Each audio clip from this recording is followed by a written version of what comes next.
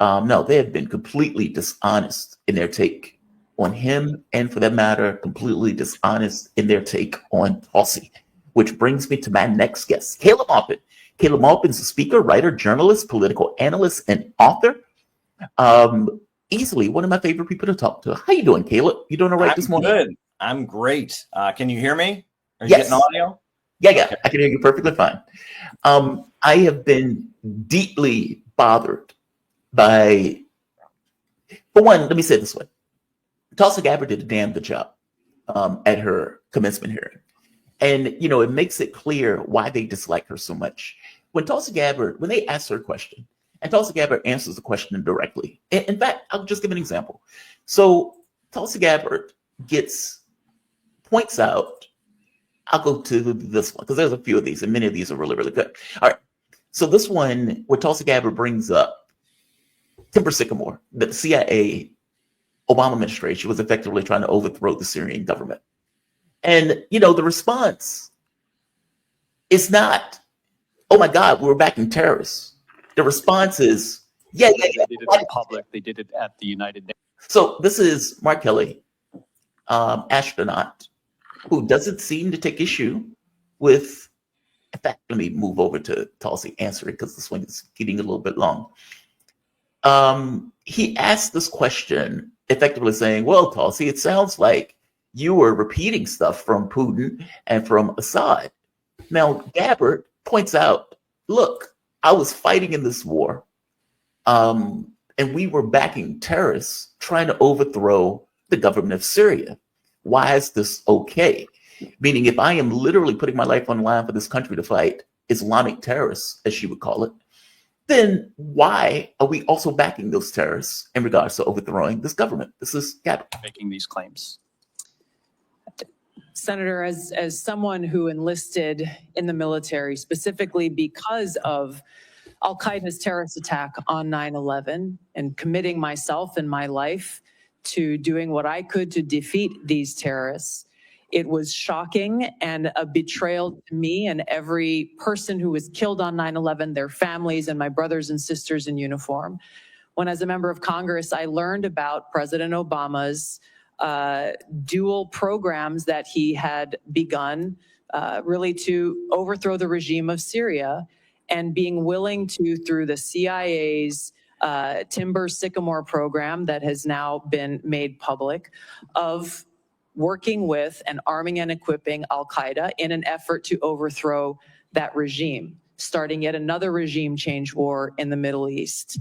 DoD train and equip program, again, begun under President Obama, is widely been known, looked at, and studied, that ultimately resulted in over $500 million being used to train who they called moderate rebels, but were actually fighters working with and aligned with Al-Qaeda's affiliate on the ground in Syria, all to move forward with their regime change and not acknowledging what was obvious at the time and what has unfortunately borne true, which was that a regime change war in Syria, much like the regime change wars in Iraq, the toppling of Gaddafi and Mubarak, while these are all dictators, would likely result in the rise of Islamist extremists like Al-Qaeda taking power. I shed no tears for the fall of the Assad regime, but today we have an Islamist extremist who is now in charge of Syria, as I said, who danced on the streets to celebrate the 9/11 attack, who ruled over Idlib with an Islamist extremist governance, and who has already begun to persecute and kill and arrest religious minorities like Christians in Syria. I understand. Why that should be acceptable to anyone is beyond me. It shouldn't is be. certainly and not I understand, in our and I appreciate your answer, and thank you. My concern has to do with the tendency to repeat Russian and Syrian, and even in some cases, I think we'll get into in the closed session, Iranian information. That is astonishing. That is an astonishing clip. Like, the idea that he asks her a question, she responds to it and says, look, we are backing terrorists. They're literally trying to overthrow the government of this country. Obama was doing it. Timber Sycamore. Like, she goes through it. Everything that she said is correct. In fact, just to make that point clear, The New York Times ran with the story a while ago. So this is not even something that is, up for debate. This is literally true. And his response is like, yeah, I get all that. But, it's the fact that you said it. It's like, what? So me repeating something that's true and that I find to be completely detestable, considering that I was fighting for this country, that's your issue, not the fact that we were doing it? That is outrageous. Give me your take on this, Caleb. I was stunned. I can't say I was astonished by it. Disheartened by it is probably the better word for it. Well, that is kind of the way that they have trained a layer of people to think. You don't think about whether or not something is true. You think about whether or not it sounds like something that someone you have been told is bad might say, right? Yeah. If you hear a fact, is this something that Putin might say? Is this something that Russian propaganda might say? Is this something that an anti-vaxxer might say? Is this something that a conspiracy theorist might say? Well, the question should be, is it true or not? Adolf Hitler was a horrible, horrible person, but I can guarantee you that at least one point in his life, he said something true, and it didn't stop becoming true because Hitler said it, right? And that someone can be awful and say something true. This is a complete logical fallacy. And this is really the way they trained people to think on the right during the Cold War, right? Does that sound like what a communist would say? That was the way that they talked, right? And that's why they pushed free market policies. Oh, you got to be completely deregulating free market, because if you're talking about the rights of the workers, or you're talking about union protections, that's what a communist might say. So you got to oppose it. Oh, you got to support the U.S. sending troops to Vietnam. Why? Well, if you're against it, that sounds like what a communist might say. This is the right wing kind of, it's now the left, the liberals that have taken on the mindset of the McCarthyite right wing, the conservatives from the Cold War era. That's really what I'm hearing there. I was in the room, I will add. It was really great to be there in the room and to see. There was a huge line of people who wanted to get in, all of them supporters of Tulsi Gabbard. She has a lot of people that are really counting on her. So, it was really great to be there in the room in D.C. I'm still kind of recovering from my trip. I just got back late last night, but I'm glad to be here with you now. So there you go. No, man, I appreciate it. And you're absolutely right. It is a very bizarre thing. It's like Hitler likes dogs. So if you liked dogs, then you might be something like Hitler. It's like, okay, this is nonsense. Is it true or is it false? And, just because if Russia says, well, you guys are trying to overthrow the Syrian government, they were trying to overthrow the Syrian government. And they eventually accomplished the objective of trying to overthrow the Syrian government. Where's the lie in all of this? And, it's pretty astonishing for Kelly to be like, yeah, I get all that. Meaning he's not contesting anything that she said is false. Meaning it's not like she said, well, that's not true. Well, he didn't say that. He accepts what she's saying is because what she's saying is true. It's understood to be true at this point. His issue was that she said it. And you think to yourself, how many other people know what is true, but they just won't say it? Because from their point of view, well, this is just U.S. policy, and this is just what we need to do in regards to U.S. policy. If I'm not mistaken, later on, he even points out, yeah, but, I just wonder what you are saying in the context, basically, as opposed to what our own intelligence services are saying. It's like you're repeating stuff that these other groups that we don't like are saying, as opposed to listening more to our intel services. The same intel that was trying to overthrow the government of those countries, like just outrageous stuff. What was your experience when you were there? What sense did you get from the people as she was giving this testimony? Were they applauding? Because it was quite a diverse group of people who turned out. I saw people from the Code Pink organization that are very dedicated to peace. They raise peace on Capitol Hill. They disrupt proceedings sometimes, and they're very, very outspoken in favor of peace. I also saw people from the Hindu-American community, and that, Tulsi Gabbard, she is of Hindu faith. And she addressed that in her opening remarks, and that there are many Hindu Americans who support her, and they don't appreciate that her religious beliefs have been used against her, right? And they've tried to allege that she's tied to the Indian government, or that she's somehow, because she has these religious beliefs, that's makes her unqualified for office. She spoke to that in her opening remarks very poetically. I saw a lot of military people there who were there to support her. There was actually supposed to be a press conference with Congresswoman Tulsi Gabbard and military and veterans and law enforcement. They ended up calling it off probably because of the incident, the aircraft, crash that took place. So they didn't end up having the press conference.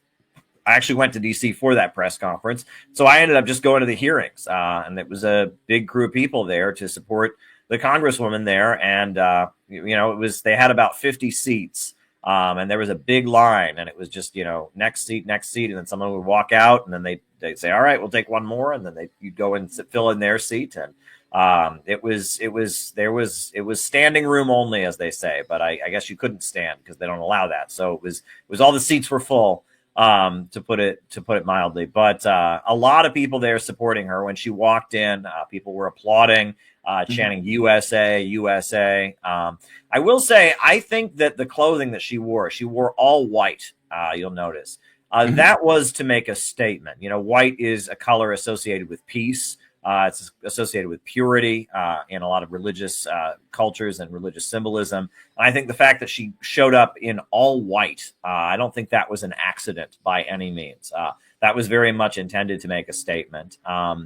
We shall see. She did address in her opening remarks the politicization and the partisanship of the intelligence community. And that is quite a powerful word. She comes out of the Pentagon, let's remember, right? She's a military, U.S. Armed Forces individual. And that there is a long-standing rivalry between the military-industrial complex and the CIA and the intelligence apparatus. And they kind of struggle, with each other. And that you can very much view Obama, who she spent a lot of her remarks criticizing. Obama was very much a product of the intelligence apparatus. Zbigniew Brzezinski, who started the Cold War University, the Center for Communist Studies at Columbia University. That's where Obama was trained. And that Obama was very much a product of the Brzezinski school of geostrategic thinking that, kind of defined his administration and is responsible for the George Soros color revolution apparatus and this really obsessive anti-Russian perspective, this focus on color revolutions and overthrowing governments that might get in the way of the United States, destabilizing them, using Islamic extremists as proxies to destabilize governments. This is all Brzezinski. And this is all the Rockefeller think tanks, and this is the Columbia University Geostrategic Center. This is the intelligence apparatus. Whereas there's a lot of people in the military that are like, look, we've run the scenario. If we go to war with Russia, we go to war with China, we don't win. Nukes go off, and a lot of people die. So let's think in a lot more pragmatic and realistic terms about these things. Whereas, people compare Brzezinski to Dr. Strangelove in the old Stanley Kubrick movie, right? It's just kind of this mad, obsessive, anti-Russian nut who just spent his whole life, he wrote a book called The Grand Chessboard after the fall of the Soviet Union about making sure Russia didn't reemerge and have its strength. So I think that's the deep state rivalry we're seeing. There are just a lot of pragmatic thinkers in the military who have seen that the policies of the intelligence apparatus are just nuts. And instead, they are thinking in a much more pragmatic way. Yeah. I would have said how I stopped worrying and started to love the bomb or something to that effect. Yeah. All right. So this is the other one for Snowden. Oh, by the way, one of the other wild part about this too that I love about her, where she points out, and this was something that Donald Trump repeated over and over on the campaign trail, effectively that these wars have done nothing for us. We spent trillions of dollars. Like if you just take Iraq and Afghanistan by itself, $10 trillion. And it's like, what do we have to show for it? Nothing. I mean, short of getting all of these people killed, it is just money that we just wasted. And if you think of who ended up in power after that, like all of these things have been for naught. And so when she makes that argument is right. And it doesn't necessarily seem like they took issue with what she's saying as being true or false, because they can't really contest that. That's not really their issue. Their issue is that she enunciates it. It's like the fact that she says it is the issue. And they bring up the same thing with Snowden. So she points out over and over and over again, and I think Snowden even responded to this, like, dude, it's been 12 years. Give it a break. They asked her about Snowden, and under no circumstances, she would point out, look, he broke the law. By the same token, the U.S. government was also breaking the law. And Snowden revealed much of the criminal activities of the U.S. government, especially in regards to spying on the U.S. citizenry. And so this is another Democrat asking her a question to go after her. Just Do you still think Edward Snowden is brave? Mr. Vice Chairman, Edward Snowden broke the law. I do not agree with or support with all of the information and intelligence that he released, nor the way in which he did it. There would have been opportunities for him to come to you on this committee or seek out the IG to release that information. The fact is, he also, even as he broke the law, released information that exposed egregious, illegal, and unconstitutional programs that are happening within our government. Excuse me, that Gabbard. led to serious reforms that Congress undertook. Chairman, we got 5 minutes. So I take your answer, and these are your quotes. Brave, please join my bipartisan legislation calling for charges to be dropped against him. Do you disagree that legislation was not appropriate? Do you believe he is brave or not? Yeah, Back those words? once again, Senator, Edward Snowden broke the law. He Ms. Gabbard, also I'm not released talking- we information agree that Edward Snowden that broke the law. exposed the United States Asking you a government's question whether illegal your programs. legislation and your words are still your beliefs. Yes or no, please. I'm making myself very clear. Edward Ma'am. Snowden broke the law. He released information about the United States Ma'am, government's I've got other issues illegal to raise. activities. Ma'am, If I may just finish my thoughts, Senator. In this role that I've been nominated for, if confirmed as Director of National Intelligence, I will be responsible for protecting our nation's secrets. And I Ma'am, have 4 immediate ask steps for that I additional would time. take to Chairman. prevent another Snowden-like leak. ma'am, You know what's wild about this too? It's a bit ludicrous that if Snowden would have went to any of these people, that they would have done anything about it. Like, and I think this kind of confirmation hearing makes it that much clearer that they wouldn't have done anything about it. Like the very fact that Tulsi Gabbard points out, look, man, we're supporting terrorists. This is outrageous. And they're like, yeah, but you need to shut up about that.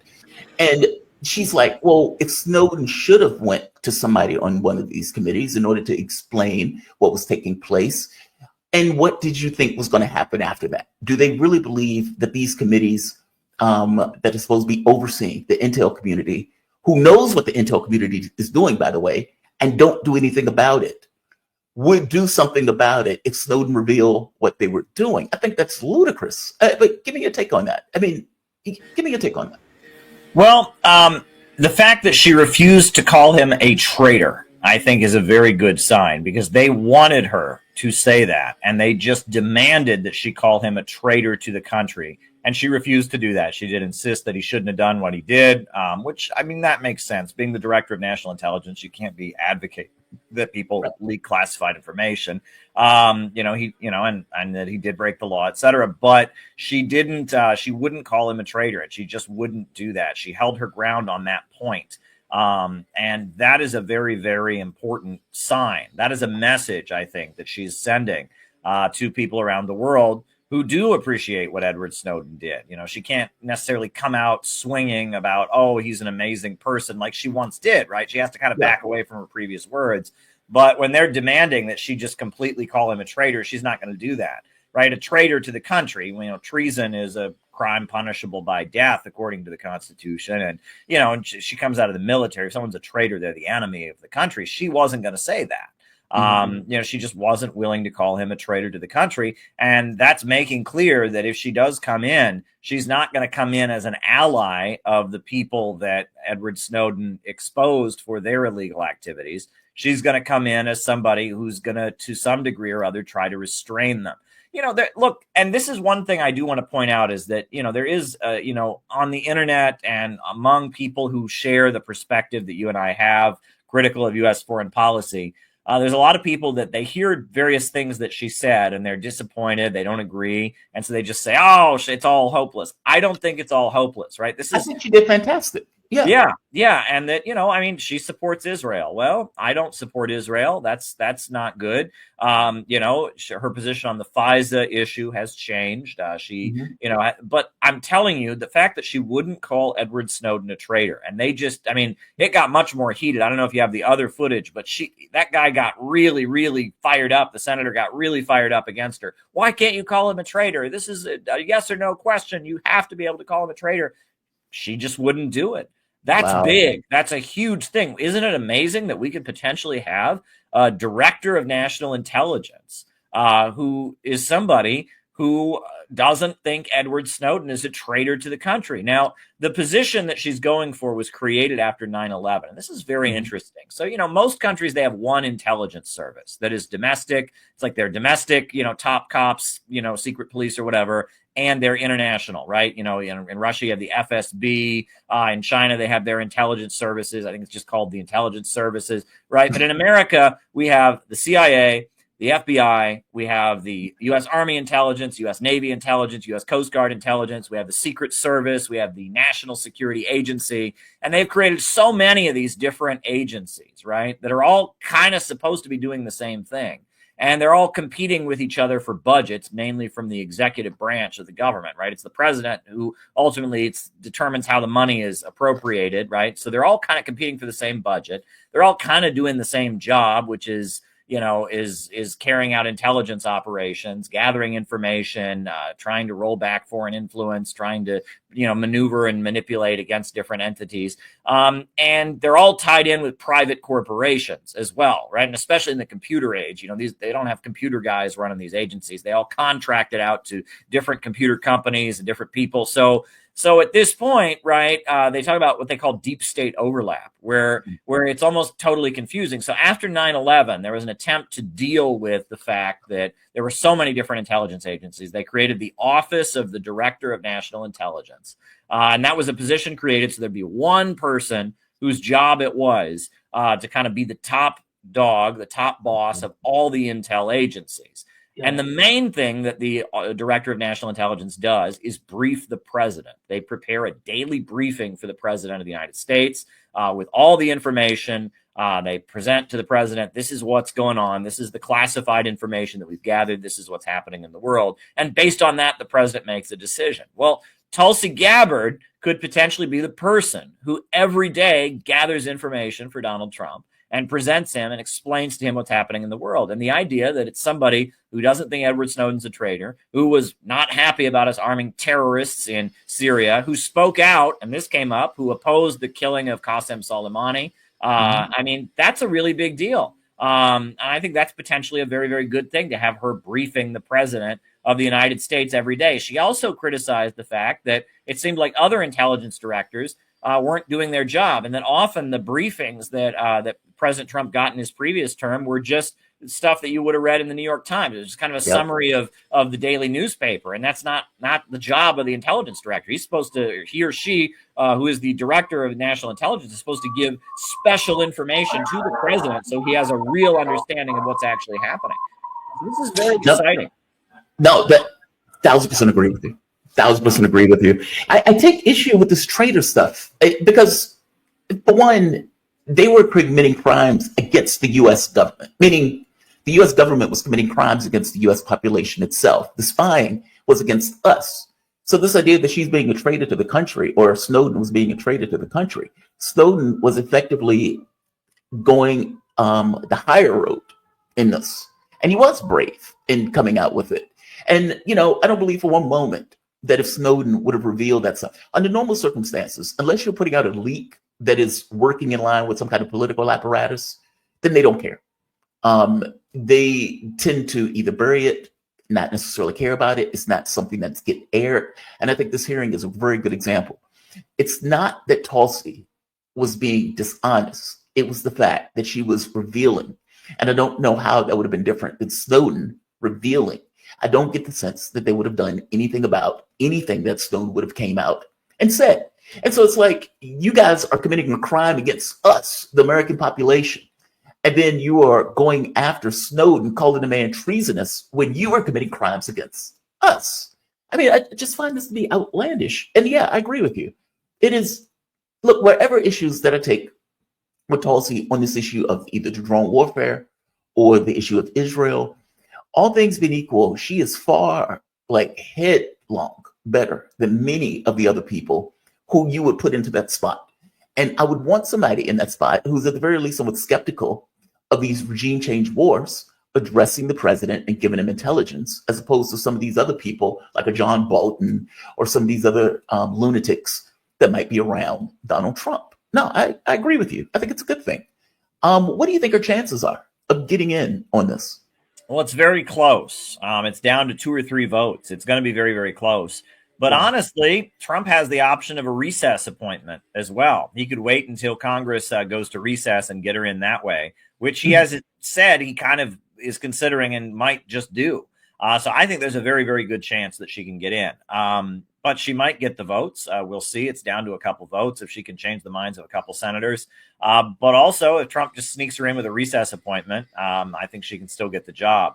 I will say that I think this is reflective of what's going on, is that there is an apparatus in this country that's largely tied in with the private sector, with the foundations that the intelligence agencies have worked with the ultra rich in this country, the Rockefellers, the Carnegies, the DuPonts. There's a book by Carol Quigley, who is the academic mentor of Bill Clinton. He wrote about the Anglo-American establishment of kind of the ultra-rich who have their foundations that tend to lean towards the liberal side of the camp, but are very much regime change, hawkish, war-oriented. The people who created the neocons and now seem to have created the woke left and the mainstream current of the Democratic Party. That layer of American politics, which is very much tied in with the intelligence agencies, but also tied in with the private sector and academia, and now Silicon Valley, which is very much their creation. We talk about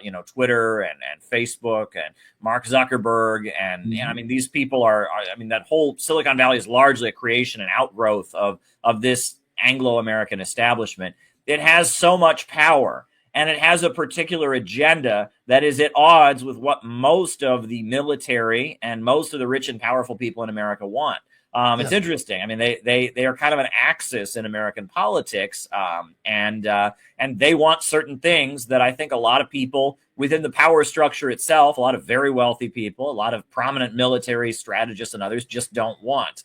They want global instability and chaos because they believe that's the road to creating an ideal world. They also very much are Malthusian. They think there's too many people in the world. We need to drive down the population. They want to bring all things back into balance very much. And they have a particularly managerial view. They kind of want to manage human beings. They kind of want to, control human beings. You hear all these sinister plans from the World Economic Forum about you'll own nothing and be happy about it. You'll live in a pod and eat bugs. I mean, that's the Anglo-American establishment, right? That's the World Economic Forum. That's the Club of Rome. I mean, that's the ultra rich that have their managerial schemes. The Round Table Group was, Cecil Rhodes, the colonizer of Africa. Before Zimbabwe got its independence, it was called Rhodesia after Cecil Rhodes. And Cecil Rhodes, when he died, in his estate, he left a huge amount of money for the creation of what he wrote called a secret society. I mean, we're not talking Illuminati or anything silly here, but it eventually became the Rhodes Scholar Program. The Rhodes Scholar Program, which many of the top people that are neoconservative and regime change oriented have been trained in. Eventually, you had the Round Table Group that was created, which was like the first think tank that led to the New York Council on Foreign Relations. Now we have the Council on Foreign Relations, the CFR. You have the Asia Society funded by the Rockefellers, and you have a whole apparatus that's been created by this section of the American power structure that has views that are at odds with what the bulk of the military and what the bulk of the private sector and the manufacturers and the wealthy people want. And that fight between those two, that kind of defines American politics. And that's what Bill Clinton's mentor, Carol Quigley, wrote about in his very long history book, Tragedy and Hope, and then his much shorter book, The Anglo-American Establishment, where it's that layer versus the bulk. That's how you can define American politics. And during the Cold War, it was the hard right, the John Birch Society and the military folks versus those folks. And then they ultimately created neoconservatism, which was like their kind of compromise that kind of brought in some of the hawkishness that the right wanted, but also took the right out of kind of anti-establishment and libertarian places and took it toward a more mainstream place. So neoconservatism was kind of their way of asserting their dominance during the Cold War. Neoconservatism got played out, and so they pivoted now into this kind of mainstream liberal way of doing things.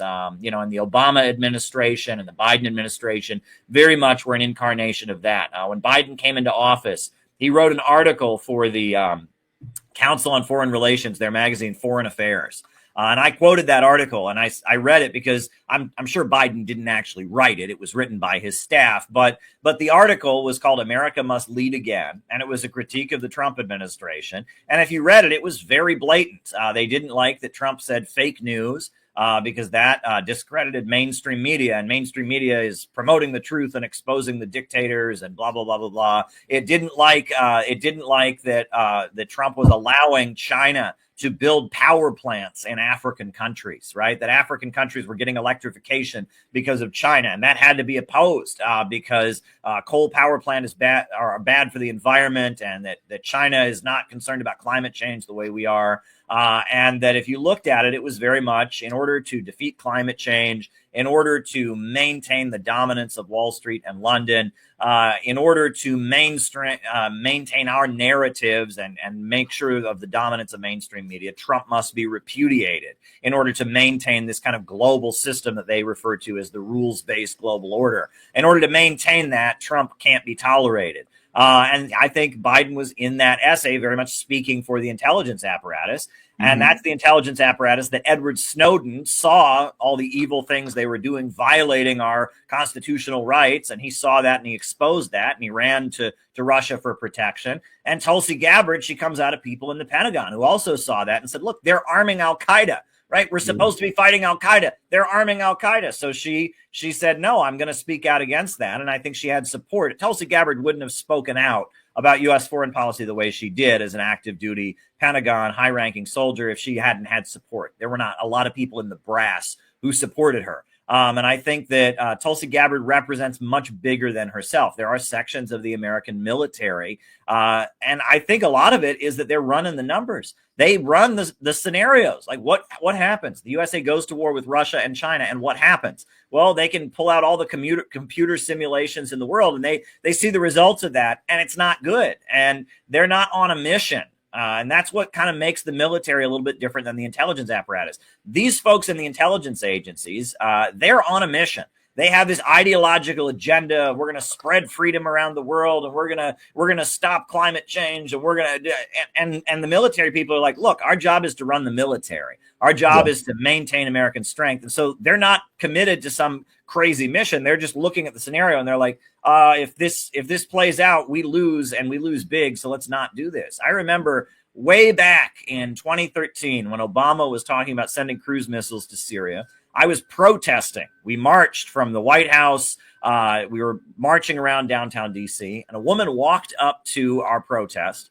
And she shook hands with me, and she shook hands and she said, I just want you to know I'm an Arab translator for the FBI, and I agree with you. And I was like, whoa, I didn't expect that. And she said, I know, I watch CNN and I watch these protests, and I can understand what these protesters against Assad are saying. And they're saying, expel the Christians, death to Alawites. And these are bloodthirsty terrorists like who killed us on 9/11. And Obama is absolutely nuts for backing them. So, I'm an FBI Arab translator, and I just want you to know I agree with your protest. Good work. And I was just like, oh, okay. But that was big, that was a big moment. And that showed you, and it wasn't just FBI Arab translators walking up to protests that I witnessed. It was also, there were a number of soldiers who obscured their faces and held up images saying, no war on Syria, don't bomb Syria. And that there was a whole section of the American power structure that disagreed. And, if you want to just play by the standard leftist rules, right? They're all bad, right? And, I'm against the whole system or whatever. But I think we have an opportunity to be strategic here, because part of the reason that Tulsi Gabbard wants a better relationship with Russia is because Russia has been tracking Islamic terrorists and extremists for years. You know, Afghanistan, even going back to World War II, Hitler armed the Chechen Islamic terrorists to fight against the Soviet Union during World War II. So they've been dealing with Chechen Islamic extremists, the Afghan, Osama bin Laden crowds. They've been tracking those people for years. They know how to deal with them. And there's a lot of Muslims in Russia. There are more Muslims in Russia than in any other non-Muslim country. And, so there's a lot of Muslims that are loyal to the Russian government that help them track the extremist Muslims who commit terrorist acts and such. They're really good at tracking Islamic extremism. That's why before the Boston bombing, the Russian government actually came to the American government and they said, hey, these Tsarnaev brothers, watch them. They're on the internet. We've tracked what they've been doing on the internet. These two Chechen guys whose parents fought against us in Chechnya and were part of this armed group to fight against Russia. And then they moved to the United States. Watch these two guys. They're planning something. The U.S. government didn't listen, and they blew up the Boston Marathon, as we saw, right? And that Russia has very, very good intelligence when it comes to stopping the kind of guys who do ISIS terrorist attacks and bomb and kill people and become Islamic extremists. They know how to catch those guys because they have a very, very sophisticated apparatus. And Tulsi Gabbard, who wants to keep Americans safe, I think she wants the American intelligence agencies to be able to cooperate with the Russian intelligence services to stop Islamic extremism and terrorism. Whereas the Obama school of thought, Brzezinski and Biden, their thinking was, oh, well, we can use these Islamic terrorist networks because they'll overthrow bad guys like Assad or bad guys like Gaddafi. And it's kind of like there's two different agendas here. Are we trying to keep Americans safe, or are we trying to overthrow governments that get in our way? I've been pointing out to people that since the war on terror began, the USA has basically been acting as Al-Qaeda's Air Force. Wherever there's a government that gets in the way of Al-Qaeda, we overthrow it and Al-Qaeda gets stronger. Saddam Hussein was not a supporter of Al-Qaeda at all. Saddam Hussein was a Ba'athist Arab socialist, a secular leader. USA overthrew his government and Al-Qaeda got stronger. And, in Afghanistan, they destabilized and occupied the country, and Al-Qaeda groups got stronger and prospered, and the heroin trade got going in Afghanistan. Gaddafi, not only was he against Al-Qaeda, he was actually torturing people. He has been fighting Al-Qaeda for years, and he said to the American government, look, I know you guys don't torture. I'll torture people. You want me to, I'll torture Al-Qaeda people. Gaddafi was so opposed to Al-Qaeda, he was torturing people to help the American government fight Al-Qaeda. And the Syrian government, but the U.S. government is so committed to this regime change stuff, and it's more committed to this kind of globalist agenda of destabilizing and overthrowing governments, that the governments that have been targeted have been the terrorist enemies. It's absolutely outrageous. If you want to know what this sinister deep state that we talk about, what they believe, go and read The Aquarian Conspiracy. This is an obscure text that was published in 1981 by Marilyn Ferguson.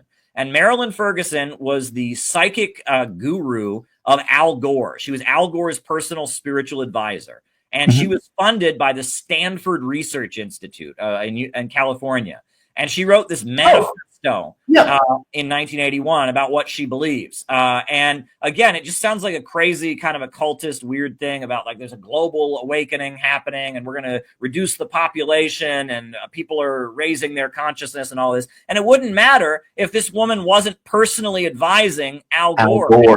Al Gore, and if she wasn't like giving classes to all the people that did the computer revolution, right? The Stanford Research Institute is where the U.S. government was funding all the computer revolution research that led to the creation of Silicon Valley. So Marilyn Ferguson, this nutty occult guru who wrote this Aquarian Conspiracy, she writes this manifesto in 1981, basically saying what, this kind of regime change oriented globalist faction of the deep state, what they believe. And you read it and it makes a lot of things make sense, right? That there is a perspective, that a belief that historical progress is bad, that we need to move backward historically, that there's too many people in the world, that we need to manage people, and that we need to create some kind of global spiritual movement that will tear down governments. And you look at it like that's what the intelligence agencies believe. And, we now know about the Stanford Research Institute and what it was doing, the role it played in creating Silicon Valley, and also the role it played in setting up the color revolution apparatus, and the fact that she was advising Al Gore.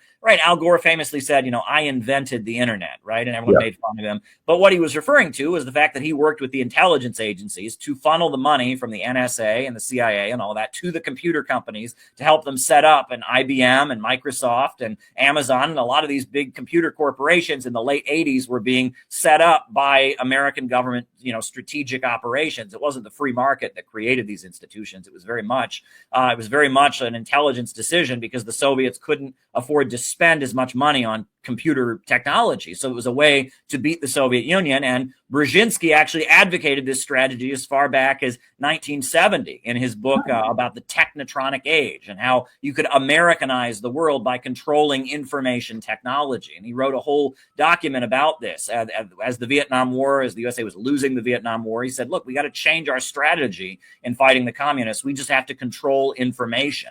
And that information technology, people's relationship with authority, people's relationship with how they view the world is changing because of information technology. And instead of viewing this as a dangerous potential communist revolution, we can actually use this change in the culture, this kind of global cultural shift. We can use this, we can control the information apparatus, and we can use this to overthrow the communist governments around the world. And you read that, and that getting at the center of technological and technology that spreads information, that was the key way to do it. They blatantly spell out what they were doing.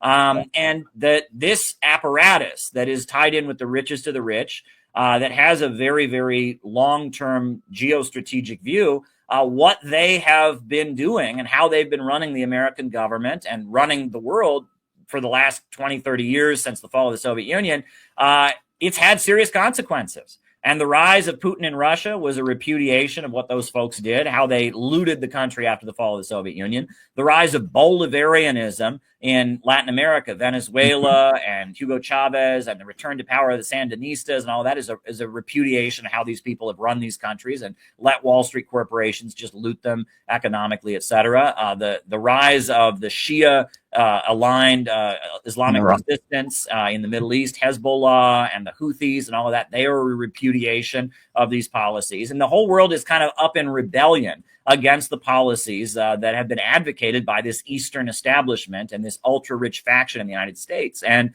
so now we see divisions within the American power structure. And Trump has come into office as somebody who's more friendly to people, maybe like Edward Snowden, maybe like Tulsi Gabbard, who don't go along with them. I think this is a moment there could potentially be a positive shift in U.S. foreign policy. I really, really hope that's the case. No, I agree with you.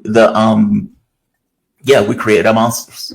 We create our monsters. The Stanford Research Institute is fascinating. You see, I know the woo-woo aspect of that. Because, remote viewing was one of the things that came out of Stanford Research Institute in Ingo Swann. You had this thing where they were talking about this kind of new military of these warrior poets. I mean, it's just a lot of odd stuff that was coming out of Stanford Research Institute. The Men Who Stare at Goats. Again, that movie was related to what they were doing. It's more of the woo-woo stuff in regards to some of the research they were doing. That is fascinating. I didn't know this other aspect of the Stanford research thing. I would look this book up, The Aquarian Conspiracy, Merle Ferguson, 1981. It's interesting. That movie, The Men Who Stare at Goats, right? I remember there was a number of Hollywood movies that came out like right as Obama was taking office. And I believe that was from the early years of the Obama administration, where it was like Hollywood and the intelligence agencies, they work together very, very closely and have for quite some time. If you read, there's a book called Finks, How the CIA Tricked the World's Greatest Writers. And it talked about how during the early years of the Cold War, there was at least one CIA asset on the board of every major Hollywood studio. And and it was just really blatant. And when Obama came in, they made a number of movies that were about things that you and I talk about, like COINTELPRO, like MK Ultra and all of that. But it was almost like a limited hangout, right? Where they talk about it in a very limited way. They say if you do something wrong to somebody, right? If you cheat on your spouse, it's better they hear it from you first than hear it from somebody else. You know what I'm saying? And it was kind of like that. It's like, we're going to tell the American people about MK Ultra and Operation Jedi. We're going to tell the American people about COINTELPRO and how the FBI, what they did to Martin Luther King Jr. and all of that. But we're going to tell it on our terms. And all of those movies, they came out And, the J. Edgar Hoover movie that came out made it look like, oh, sure, J. Edgar Hoover did send Dr. Martin Luther King Jr. A message urging him to kill himself. And they did blackmail Dr. Martin Luther King. But that was because J. Edgar Hoover was this weird guy who was secretly a cross-dresser. And, he just had an ego problem. So there we go. Now we talked about it. See, that's what happened. We had this weird guy, J. Edgar Hoover. Don't worry about it, right? And Men Who Stare at Goats, it was like, okay, yeah, the CIA did fund all this money into weird psychic stuff. And, and towards the end, they even allude to the torture that was going on, right? In the end of that movie, I remember. But, that was because there's different people within our intelligence agencies. But look, there's these good guys, there's these nice hippies that are against it. And see, and there was a movie called The Good Shepherd that came out roughly around the same time. And I remember that. Matt Damon, right? Yeah, Matt Damon. And it was also a similar thing. And it showed them like torturing Soviet guys and giving them LSD and all that. And showed them overthrowing the Guatemalan government in 1953. And it's like, we'll talk about the bad things that American intelligence has done. We'll talk about them, but we'll talk about them on our terms. We'll make it personal, and we'll kind of gloss over the issue. And we talked about it. We said we're sorry. We had a Hollywood movie to show you how we did it, and it wasn't really as bad as you might think, and we'll talk about it on our terms. And that's kind of what was happening. That's how I see that movie, The Men Who Stare at Goats, and a number of movies that came out during the early years of the Obama administration. And that was kind of a shift, because during the neocon time, during the Bush years, their response was to just laugh all that stuff up. Oh, that's conspiracy theory. You don't possibly believe that. But now with the internet, there's so many people reading about it, they couldn't just deny it. So it was a new approach. We're going to acknowledge some of the bad things we did, but we're going to retell them to make them sound like, it was a mistake. And I also will say that, the wokeification of the United States, right? The fact that like Boeing and General Electric and the top military contractors had like rainbow flags and Black Lives Matter flags. Right. That was all that is very much the intelligence agencies. There's an expression, they say generals fighting the last war.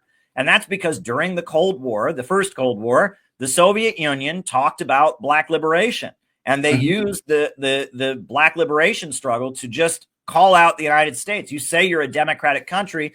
Here's a picture of Emmett Till's mutilated body. Look what you do to Black people. You're not a democratic country. So they're trying to get ahead of that, right? It's like, okay, they're not going to pull that in the new Cold War. We're going to show that we're not the same old America. We're super very much. And that Black Lives Matter, the slogan Black Lives Matter, became a slogan that was used by the American embassies and intelligence agencies all throughout the Russia-aligned countries.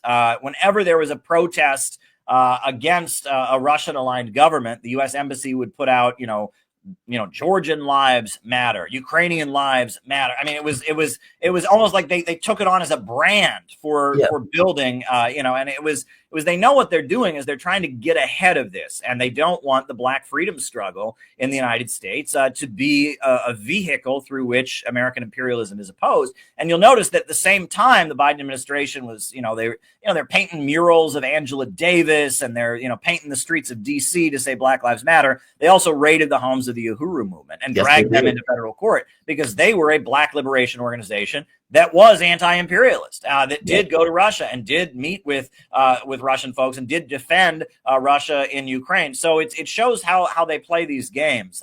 We are living in very strange times, and we have to just be constantly going back to the drawing board and saying, okay, what's really going on here, and how can we intervene to push the cause of justice and global peace amid all this chaos and craziness. No, I agree with you, man. I want to play one more clip. This is Gabbard talking about Jake Sullivan. And, because it was this email, and I think people need to kind of wrap their head around how astonishing this is. In a congressional hearing, you have a person who's trying to ascend to the position of the Director of National Intelligence, effectively talking about a letter that Hillary Clinton sent saying, I believe it was Jake Sullivan sent to Hillary Clinton effectively saying Al-Qaeda is on our side, or it might have been the other way around. But this is Gabbard entering this into the records, congressional record. As Jake Sullivan said to Hillary Clinton, quote, Al-Qaeda is on our side in Syria. Well, Syria is now controlled by an Al-Qaeda offshoot. As Jake Sullivan said to Hillary Clinton. That's astonishing. And again, I know I keep going back to this. They can't really, nothing she's saying here is false. No. Meaning that's true. Again, they don't take issue with the fact of whether it's true or false. They take issue with the fact that she's saying it. And right now, that is in congressional record. She potentially will be the ear, or given basically speaking into Donald Trump's ear. I think that's a positive development, frankly, personally, from my own point of view. Yeah, I would agree with you. I think it's a very positive development. And I hope that there can be a shift in U.S. foreign policy under Tulsi Gabbard. I'm sorry to interrupt. The orthodoxy of the U.S., do you see that changing under a Trump administration? I mean, because J.D. Vance has said some similar things. I mean, I think part of the reason that Donald Trump chose Vance is because he also has these kind of, why are we in this war? This isn't doing us any favors. Diplomacy is not necessarily a bad thing. Meaning there is a wing of the Republican Party that seems to be more skeptical of war in a way that it's just not in the Democratic Party. Like, it is astonishing. I had Danny McAdams on the show, and he pointed out, he said in the old days, the Ron Paul Institute used to be able to work with lefties in this kind of left-right coalition against issues of war. He said that is no longer the case. There's nobody on the left that they can work with on this notion of dealing with issues of war and peace. Do you think the orthodoxy on this will change? Well, I will say it's going to require a mass movement. And I know that that's not something that's generally said on, podcasts like this, but it's true. Ultimately, it requires Americans to get involved. And I will say, when you talk about left, right, and all of that, it's interesting. So Tulsi Gabbard, she is from the Hindu movement, it's a breakaway from the Hare Krishna movement. It's called the Science of Identity Foundation. And her spiritual leader is a guy in California who is a breakaway from Hare Krishna, which is it's a form of Hinduism that is practiced, but they're involved in peace activism going back to the 1960s. They marched against the Vietnam War. The Hare Krishnas were just kind of a regular part of the anti-Vietnam War movement.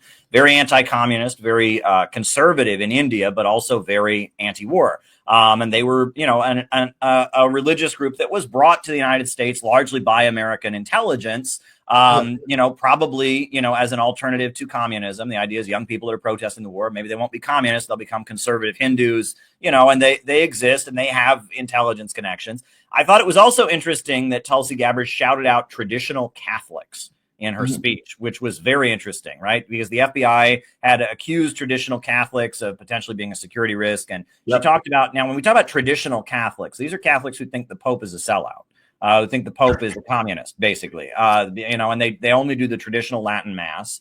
And they often are very anti-Israel. They feel that, that Israel and its policies are against the United States. And they feel that there's kind of a spiritual war going on between Christianity and Judaism. And, obviously they have views that are not mine. But what I thought was interesting is one of the main intellectuals associated with traditional Catholicism is a guy named E. Michael Jones. And I met E. Michael Jones when I was in the Islamic Republic of Iran.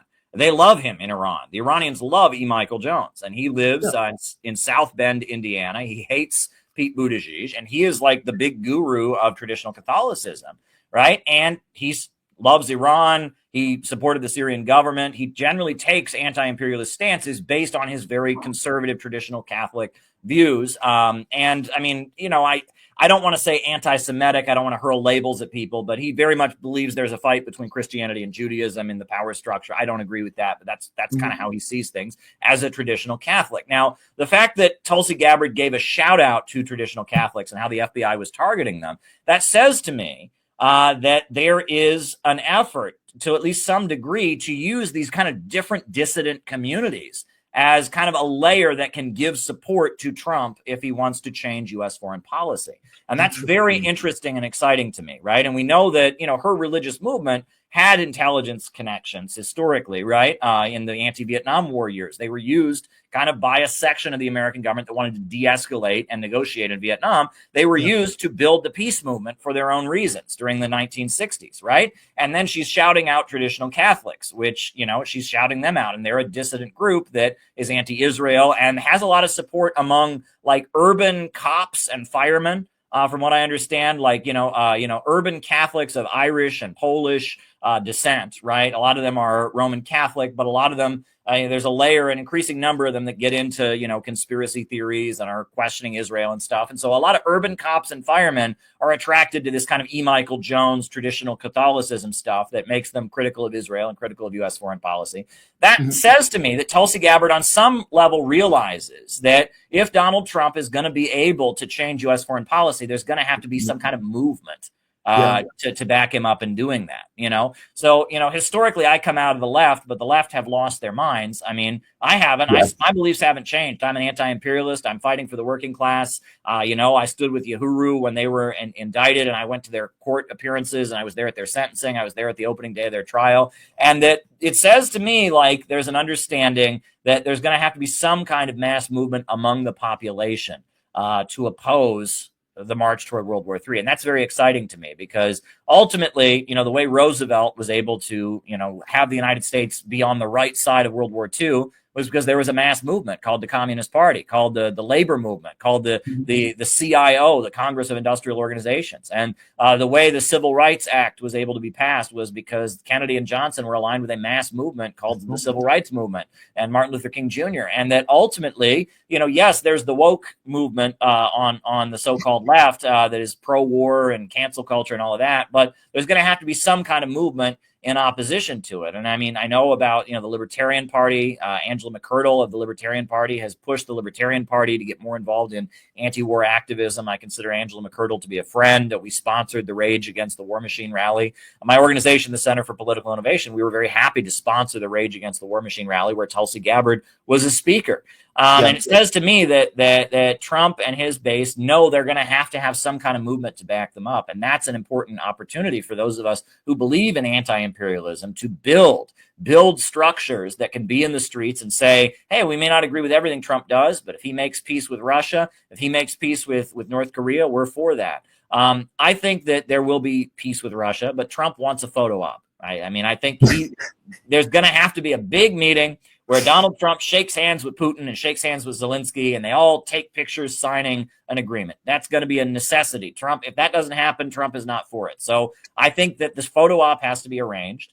I think that the sections of the American intelligence apparatus that are just committed to fighting until the last Ukrainian, they've got to be repudiated. And I think that a meeting between Trump and Putin has to take place, and that can then set the stage for a peace summit. And I think there can be peace in Ukraine, and that will be great if that can happen. I really do think it can happen. But when that's happening, guys like you and me, we've got to be just out there as loud as we possibly can supporting it, because all the Ukrainian opposition folks will be opposed to it. Outside the State Department, there were people with Ukraine flags protesting against Tulsi Gabbard's hearing. I saw them.